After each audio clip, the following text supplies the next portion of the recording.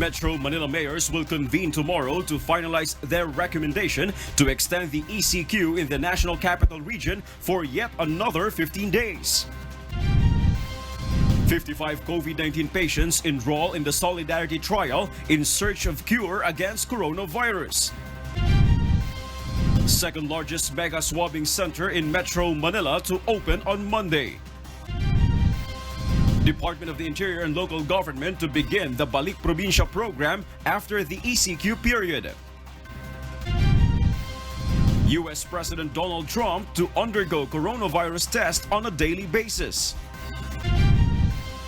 Robocop-like helmet used in an Italian airport to screen temperature.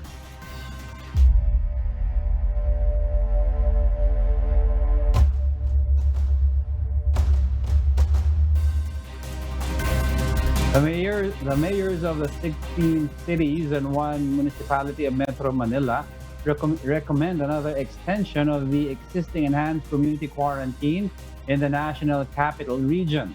They will convene tomorrow to finalize the recommendation to the Interagency Task Force against COVID-19.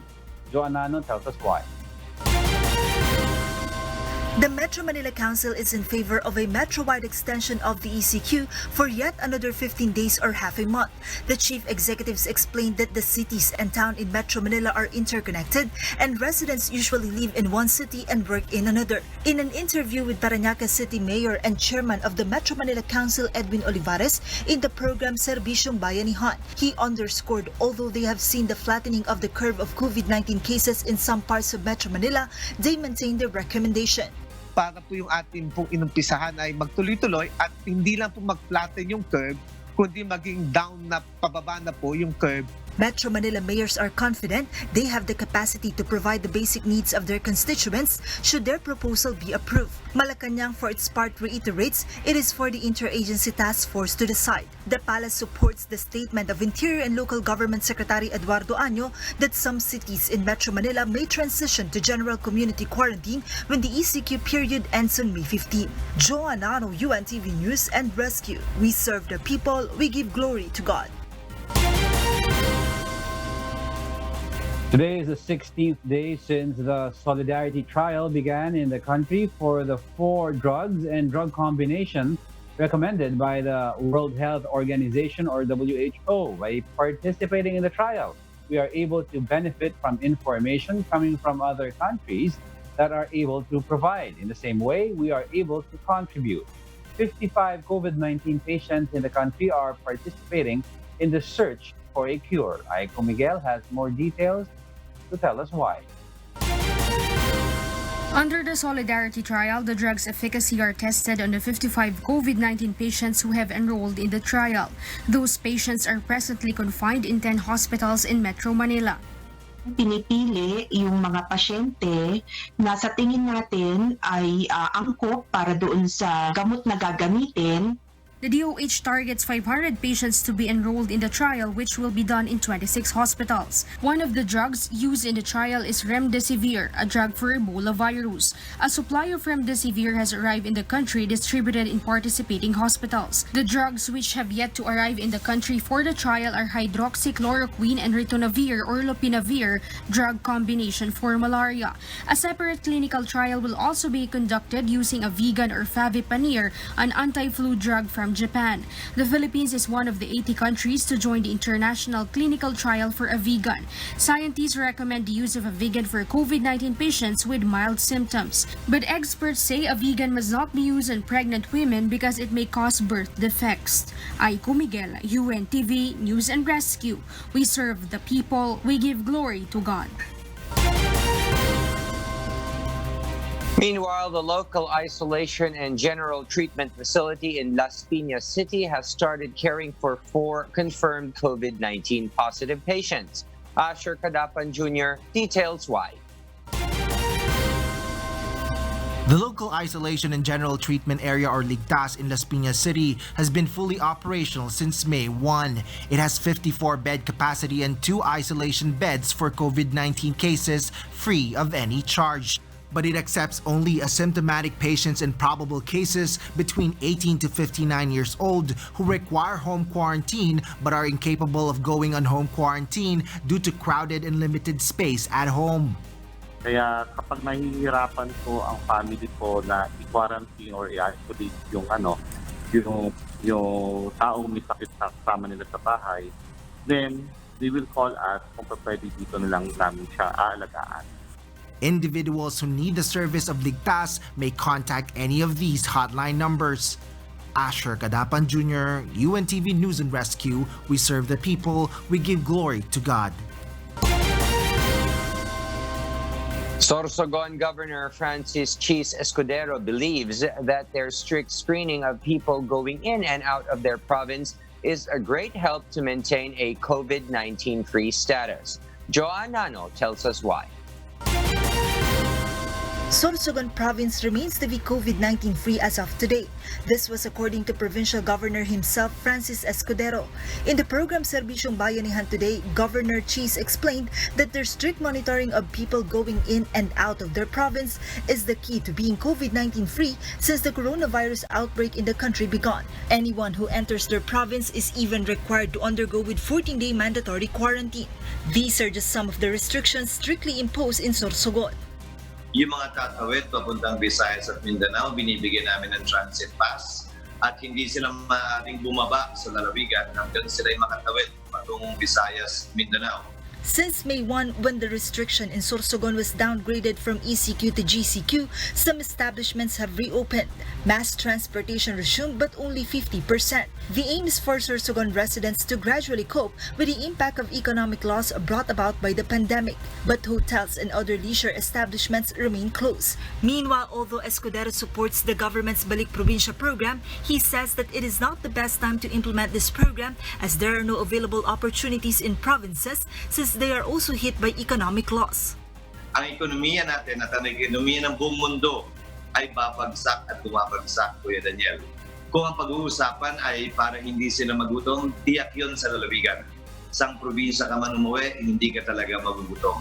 Pero kung pag-uusapan ay oportunidad, sarado po lahat ng hotel, sarado lahat ng tourism destinations, mahihirapan po sa kasalukuyang kondisyon at kalagayan.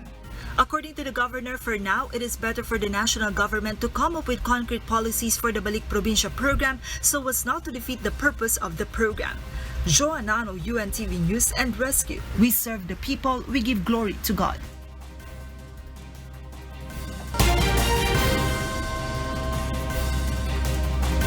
Meanwhile, the Departments of the Interior and Local Government says some Metro Manila cities like San Juan and Valenzuela may shift to general community quarantine due to developments in its COVID-19 infections. According to San Juan Mayor Francis Zamora, it is because of the collective effort in the city. These include the free mass testing in all barangays, contact tracing, establishment of quarantine facilities, and purchase of medical equipment, including its own RT-PCR testing machine. He adds they are also empowering the information campaign among its residents. Let us hear it from Mayor Francis Zamora. So kung kayo po ay mag-register dito sa sanjuan.staysafe.ph, our computer system will be able to track you at kung ikaw ay maglabas ng status na nilalagnat, kunwari sa araw nito, tatawagan kayo agad-agad ng City Health Office. As of May 7, San Juan City recorded 259 COVID-19 cases, 180 suspect cases, and 2 probable cases. It also recorded 37 deaths and 65 recoveries. Zamora says as of yesterday, the city records no COVID-19 deaths for 6 days. In Valenzuela, Mayor Rex Gatchalian also says they are focusing on targeted aggressive mass testing, contact tracing, and isolation. According to the local chief executive, They are also strengthening the city's partnership with private laboratories to increase its daily testing capacity. Valenzuela City has been in partnership with the Medical City and the Toxicare Molecular Diagnostics Laboratory for its COVID-19 testing. Gatchalian also announced this week that he signed a deal with the city's third lab partner. Though the two mayors thanked the DILG for commending the city, Zamora and Gatchalian say they still need to study the data and assess the situation in the coming days.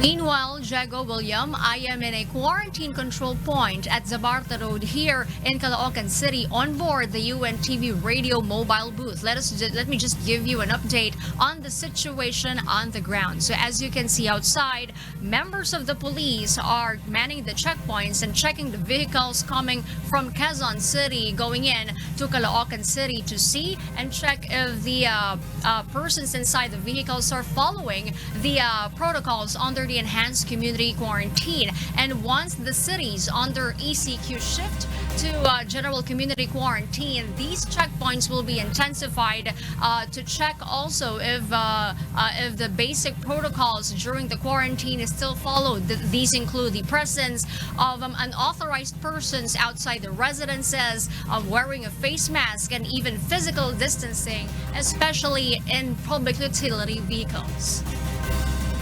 Now let's take a glimpse on the updated tally of coronavirus cases around the world. The COVID-19 pandemic has now reached a total of 3,861,697 confirmed cases in 187 countries, regions, and sovereignty. The fast-spreading disease has claimed 269,868 lives based on data, while more than 1,290,000 patients across the world have recovered.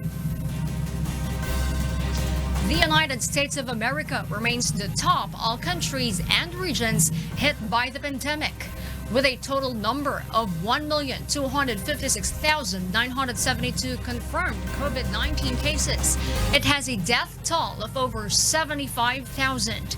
The next worst hit country is Spain, with 221,447 confirmed cases with 26,070. But the United Kingdom has the second highest death toll next to the USA. The UK has actually surpassed 30,000. Italy is close to that with 29,958 COVID-19 related deaths. Germany, on the other hand, if you will notice, has 169,430 reported positives, but with a huge number of recoveries, now at 141,700. That is more than 83%. Meanwhile, the Philippines Health Department reports that as of 4 p.m. today, 120 new cases were recorded across the country. That brings the total confirmed coronavirus cases to 10,463. We have lost 11 more patients. Death toll in the country now stands at 696. But with the help of our valiant medical frontliners, 116 more patients have recovered, bringing the total recoveries in the Philippines to 1,734. The mega swabbing center in MOA Arena in Pasay City will open on Monday. This is the second largest swabbing center the national government has prepared in the National Capital Region. Dante Amento tells us why.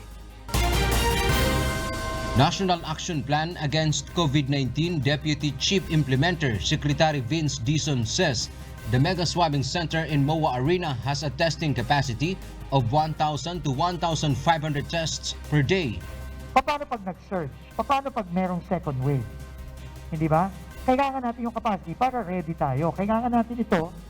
This is an important component of the laboratory testing capacity. Anin mo yung laboratory kung kulang ka naman sa mga swabbing sites. Just like in Palacio de Manila in Manila City and the Enderon tent in Taguig City, the swabbing center in Pasay will also prioritize testing repatriated overseas Filipino workers housed in various quarantine facilities in the metro. Swab samples or specimens will be taken to Red Cross laboratories. The country now has a 13,000 COVID-19 testing capacity a day, according to Secretary Dizon. The national government also aims to strengthen the country's laboratory capacity. Dantiamento, UNTV, News and Rescue. We serve the people. We give glory to God. About 30 residents in Las Piñas City went to the barangay hall to complain today. They were not able to receive any cash aid from the government's social amelioration program. But their barangay captain assured they will receive assistance like relief goods from the local government instead. Let's find out why from Asher Kadapan Jr. This was the scenario in this part of Barangay BF International Village CAA in Las Piñas City earlier today. These residents said they did not receive cash assistance from the government's Social Amelioration Program or SAP. They explained no DSWD personnel went to their place to distribute cash aid, nor did anybody even distributed SAP forms. Dapat pumunta sila sa looban kasi wala talaga kami nakikilan din sa punyo din sa looban eh. Kawawa naman po kami doon. Wala kaming trabaho na talagang pagkakitaan eh. They also worry about not being included in the list of beneficiaries for the second tranche of SAP. Marami din nagsasabi kung sino yung nakakuha sa una, makakakuha sa pangalawa. According to Barangay Captain Filemon Aguilar Jr., those who have yet to receive the cash aid will be prioritized in the distribution of relief goods from the local government unit. Kasi ang master list na sa amin is 34,000. Ang bigay lang sa amin 7,000. Kahit anong gawin namin, wala kayong magagawa na. Sila man pumipili doon kung sino unang bibigyan nila. These residents were just sent home by authorities empty-handed. Asher Kadapan Jr., UNTV News and Rescue. We serve the people. We give glory to God. Several residents and workers who have been wishing to return to their provinces after getting stranded in Metro Manila due to the ECQ have been calling for help from the government. Now, the BALIK Probinsya program has been crafted.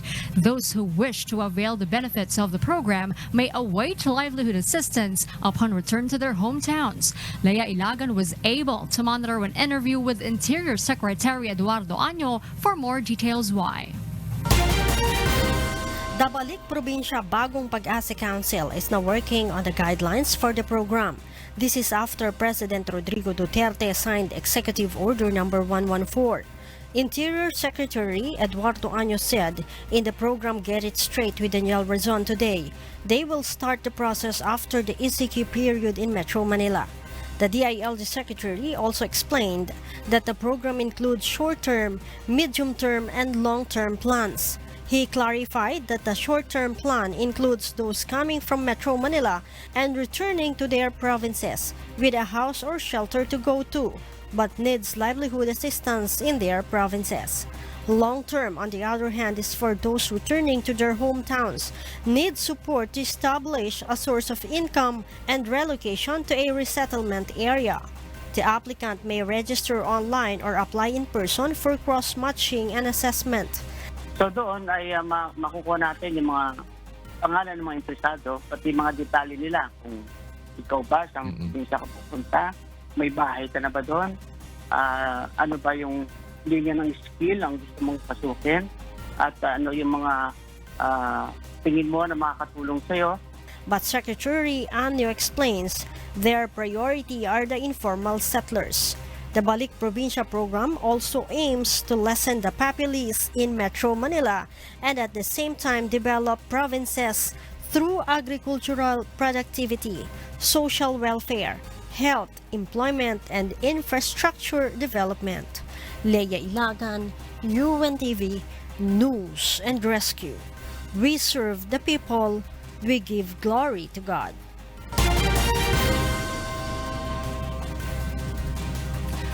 House Speaker Alan Peter Cayetano is blaming the NTC and Solicitor General Jose Calida for the turmoil on the issue of ABS-CBN franchise. The Speaker of the House of Representatives said they were all ambushed by the decision of the NTC. But according to Sorsogon Governor Francis Cheese Escudero, a former Philippine senator, the President has the power to reverse the NTC's decision. Vincent Arboleda will tell us why.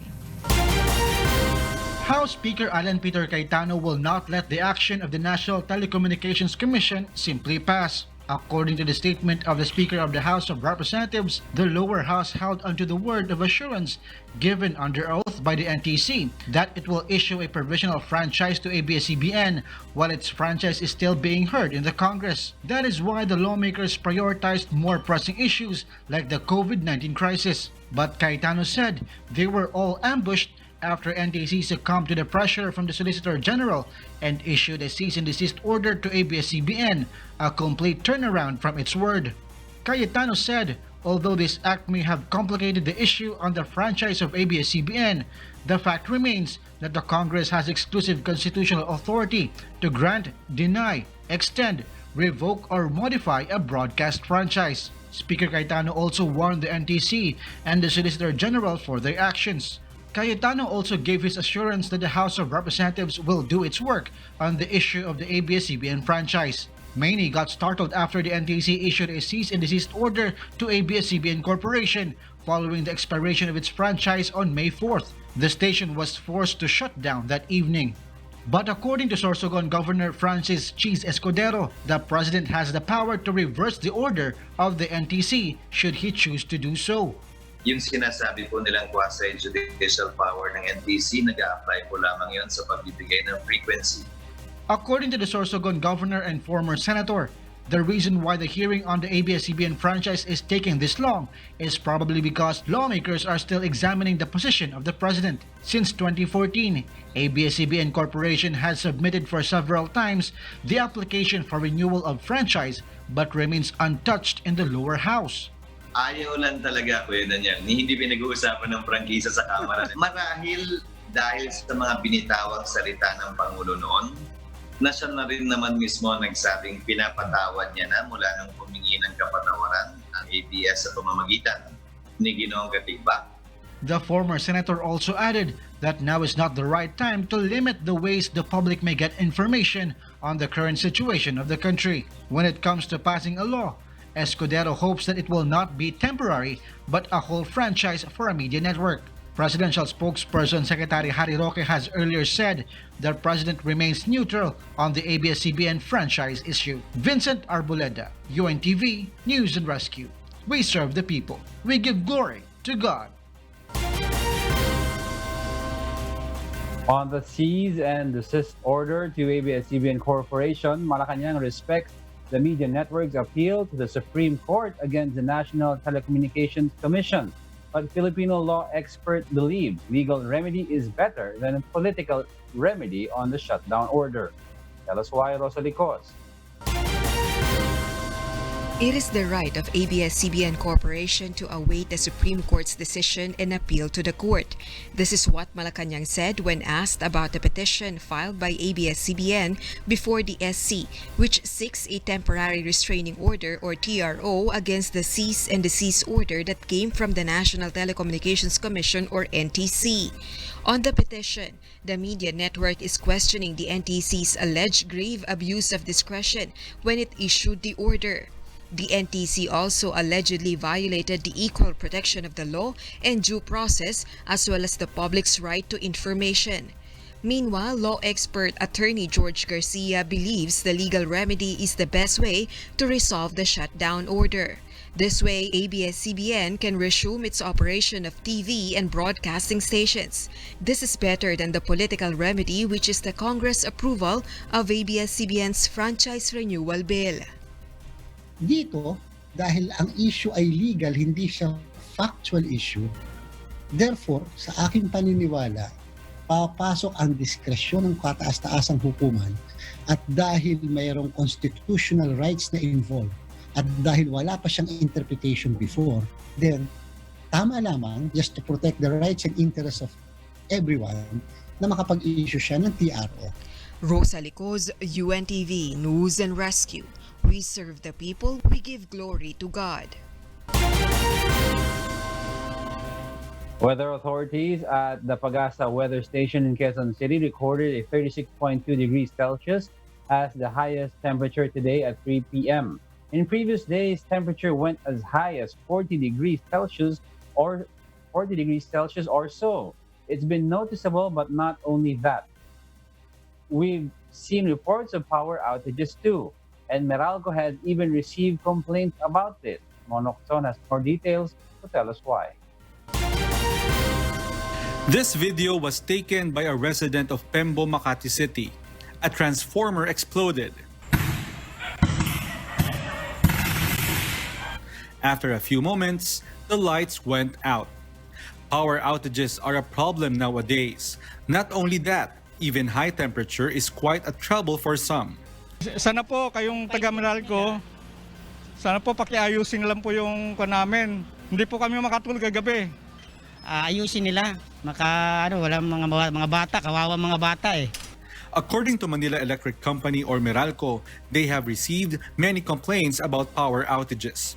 Meralco explains the high power demand in residential areas is one reason why transformers explode. Another reason, illegal power connections.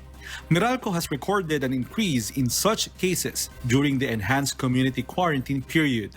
Meralco appeals to the public to understand the situation, adding that they are doing all means to bring back service as soon as possible.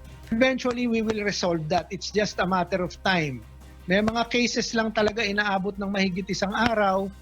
Meanwhile, electricity rates will go down this month by 25 centavos per kilowatt hour. This translates to a 50 peso reduction for customers who consume 200 kilowatts a month. 74 pesos for 300 kilowatts, 99 pesos for 400 kilowatts, and 124 pesos for those who use 500 kilowatts per month. Meralco invokes a force majeure provision to their contract with power suppliers. There is also a lower power demand from the business sector because of the implementation of the ECQ. To invoke the force majeure provision in our contracts, and this saved us from paying the full fixed charges and avoided the payment of some charges from our various suppliers. Meralco also announces collection will be made on a staggered basis for the billing period affected by the ECQ. This will reflect on the electric bill of consumers. Mon Hokson, UNTV News and Rescue. We serve the people, we give glory to God. The country's health department clarifies that Region 7 or Central Visayas is not yet the epicenter of the COVID-19 outbreak in the Philippines. This is although 61% or 205 of the 309 new cases were recorded there yesterday. Today, 28 of the 120 new cases are listed in Region 7. According to the DOH, the National Capital Region still tops the most cases of COVID-19. Most of the COVID-19 cases in Central Visayas are recorded in closed settings like in jails. Hundreds of cases are recorded in Barangay Kalunasan, where the Cebu City Jail is located, the most populous jail in the Philippines. Nakikita natin na nasa institution na closed yan. We are not seeing it really widely in the community actually. Pero may mga pinagbabasihan kasi yan para masabi natin. The Philippines Department of Foreign Affairs reports that the number of COVID-19 cases among Filipinos abroad breached the 2,100 mark, with 218 new confirmed cases. The total is now at 2,140. The number includes 22 new deaths, mostly recorded in the Middle East. Death toll among Filipinos abroad due to the coronavirus disease is at 244. That covers 46 and regions affected by the coronavirus pandemic in the Asia-Pacific region, the Middle East, Africa, Europe, and the Americas. Meanwhile, the Naval Task Force 82 led by Marine Colonel Noel Beleran on board BRP Davao del Sur and BRP Ramon Alcaraz departed Cochin, India yesterday for Manila upon accomplishment of its mission in India. But 5 hours after leaving Cochin, a fire incident happened on board BRP Ramon Alcaraz.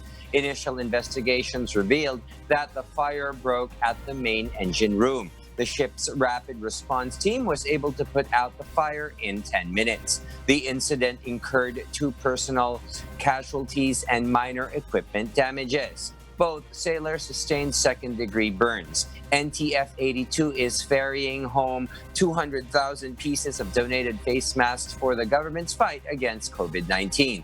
Also on board were 18 Filipino tourist repatriates who were stranded in India due to the pandemic.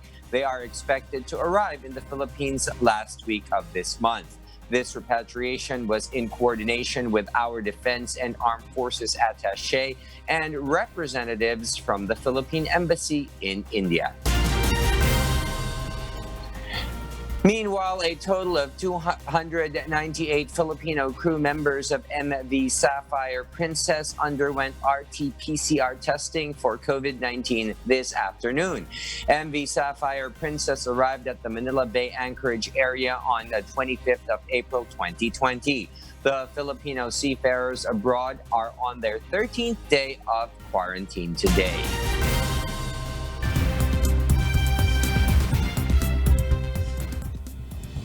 And for the news abroad, here's Kath Dumaraos live from Bangkok, Thailand. Kath, good evening. How are you? Good evening, William.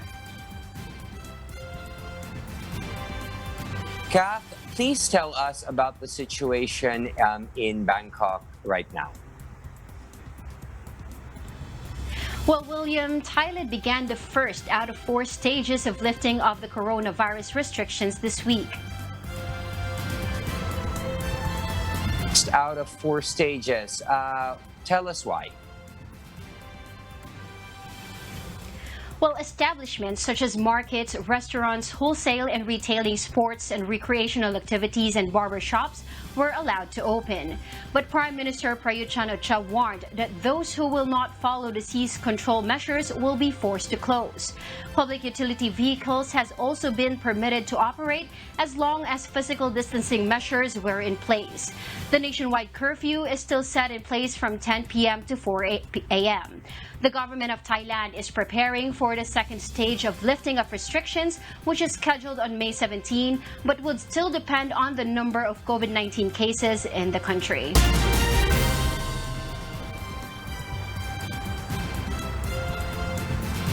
U.S. President Donald Trump said in the White House on Thursday he had 1 test for coronavirus that day and the day before, and that testing will be done on a daily basis as well as on Vice President Mike Pence. Beverly Saison will tell us why.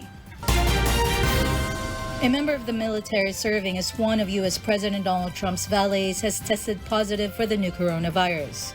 But President Trump and Vice President Mike Pence have tested negative for the disease. During a meeting with the governor of Texas in the Oval Office on Thursday, Trump said he had little contact with the man and would be tested daily going forward. Neither Trump nor Pence wore masks during the meeting. Mike just had a test and it's negative, but they do the tests and it just shows you that the fallacy, it's what I've been saying. Testing is not a perfect art. No matter what you do, testing is not a perfect art. So we test once a week. Now we're going to go testing once a day. As the president indicated, the White House now is initiating an effort that the president and I not only will be tested every day, but I think everyone that comes into contact with the president will be tested every day. And the 2 officials assure the White House is doing everything for the safety of its workers, including contact tracing and testing.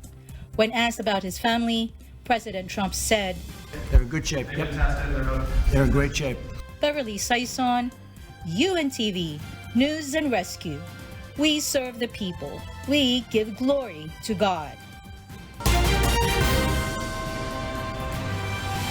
In India, today a train ran over migrant workers sleeping on the track. At least 16 of the group were killed. The migrant workers were on their way to their home villages, local police said. Tens of thousands of people have been walking home from India's biggest cities after losing their jobs because of a lockdown since late March. The driver tried to stop the freight train when he saw the laborers on the tracks in the western state of Maharashtra, the railway ministry said, and added they have ordered an inquiry into the incident. Prime Minister Narendra Modi said in a tweet that he is extremely anguished by the loss of lives. Under the lockdown, all public transport has been suspended, so migrant workers heading home often have to walk long distances. The Indian government has extended the lockdown until May 17th. Several Hong Kong opposition lawmakers were rejected from the Legislative Council by security today after scuffles broke out over the election of a chairman of a key committee. Starry Lee of the pro-establishment Democratic Alliance for the Betterment of Hong Kong attempted to chair the meeting from behind a wall of about 24 security guards in gray suits. Some Democrats charged at the line, several of which were eventually carried out by the chamber by security. This is not the end. This is not the end of our fight. It will only be the end if the people of Hong Kong choose to end the fight, said pro-democracy lawmaker Charles Mok just after the scuffles. Democrats said the committee needs to elect a chairman first before any legislation, including one bill that would criminalize abuse of China's national anthem, can be discussed. Russian military medics bid farewell on Thursday to their Italian colleagues. They traveled to Italy in late March to help at the front line of the coronavirus crisis, a video released by the Russian Ministry of Defense shows. Their tasks included disinfecting medical facilities and treating coronavirus patients. Italy has been one of the worst-hit countries since the outbreak came to light in February 21, and now the third highest in the world after the United States and Britain. On the other hand, Russia itself became one of the epicenters of the pandemic in Europe, recording a total of more than 177,000 confirmed cases. Diego, William, and Harleen, before we greet the weekend hello, let me tell you a short story of an act of kindness. As we can observe all over the world, giving away food is one example of how people are adjusting to the strain the coronavirus pandemic, since restaurants have shut down, even shopping for food is limited. In Auburn, Washington State, in the USA, potato farmers handed out their produce. Yesterday, hundreds of drivers pulled their vehicles up to a mall in western Washington State to pick up free russet potatoes, which are normally processed into French fries and hash browns. Washington is the #2 potato growing state. This is such an inspiring story, proof that a simple act of kindness can go miles if done wholeheartedly, especially amid these trying times. Well, those are the reasons behind the news in some parts of the globe. Back to you, William, Diego, and Harleen. Thank you, Kath Dumaraos, reporting live from Bangkok, Thailand.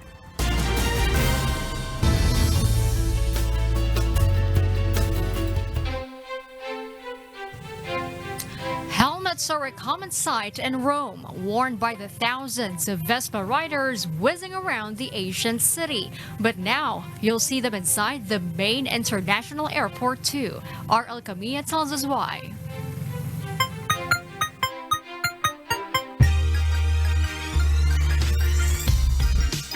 Airport staff in Fiumicino wear the big black RoboCop-style helmets along with masks, gloves, and their uniforms.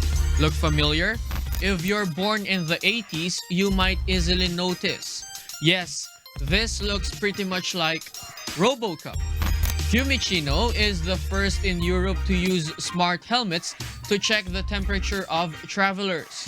These helmets are equipped with portable thermoscanners that can screen people for symptoms of the new coronavirus at a very safe distance of up to 7 meters.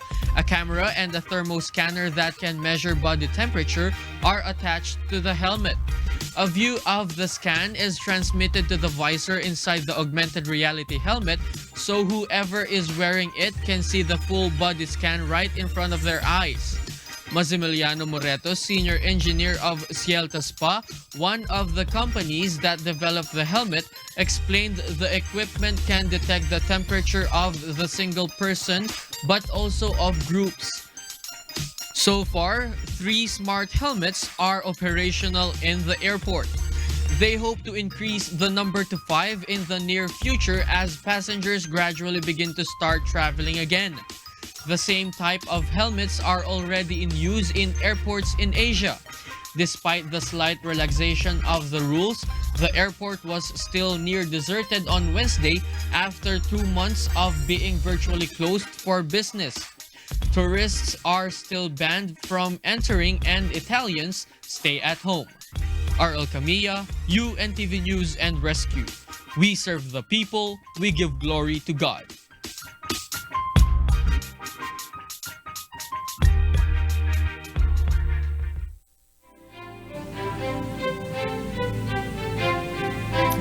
Jago William, last night we had a story about Brazilian children who channeled their emotions during the ongoing coronavirus restrictions in their country.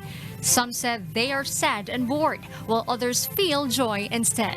Now, here's a story about an artist in Pakistan and an online artwork exhibit, which according to its sponsor, is the first ever online art exhibition in their country. For the local artist, the lockdown has helped him talk to himself more, and that manifested in his artwork.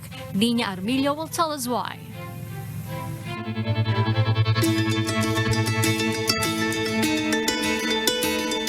Karachi-based artist Zahir Mirza says the solitude during Pakistan's nationwide lockdown has been a blessing in disguise. The life before this lockdown was like running in a race. Now when you have stopped and you have looked at it, thinking what you have to do and what not, it is like meeting and talking to yourself. It is a time when you have silence around you and you meet yourself.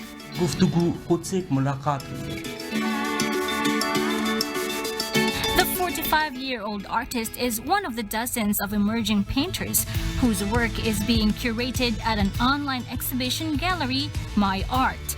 The exhibition sponsor, RT-TV, say they have received hundreds of submissions, but only works by 62 artists have been displayed at the online exhibition gallery. And on the first day, they had 10,000 plus active visitors on their website. देखने के लिए तो हमारी website पे जिस दिन exhibition थी The number of images hit was 1.65 million plus on the day we opened the exhibition on April 9. Plus जो है वो इमेजेस हिट हुए हैं. The online gallery has received praise from Pakistan's artist community. According to senior artist and critic Mer Afroz, she's glad that the artists have worked by their hearts. They are not much experienced and are 20, 25, 30, 35 years of age, which is not considered vast experience in art, but their effort, their work is commendable. One of the buyers is businessman Bilal Ahmed, who was moved at first sight by a painting entitled Lonely.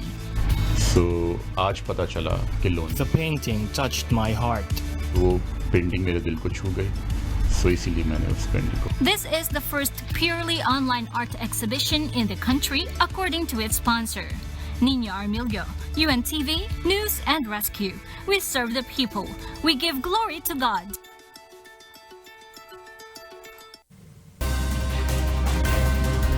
Bahay, we are at a time when the country is under a state of health emergency.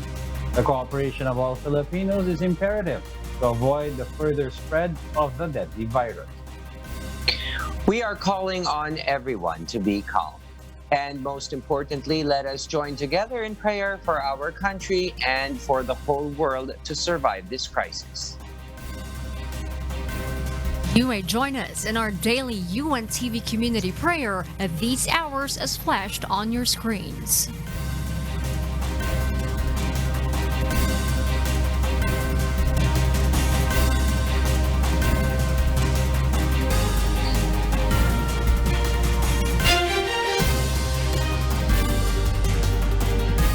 Those are the reasons behind the news, May 8, 2020. I am Herlene Delgado.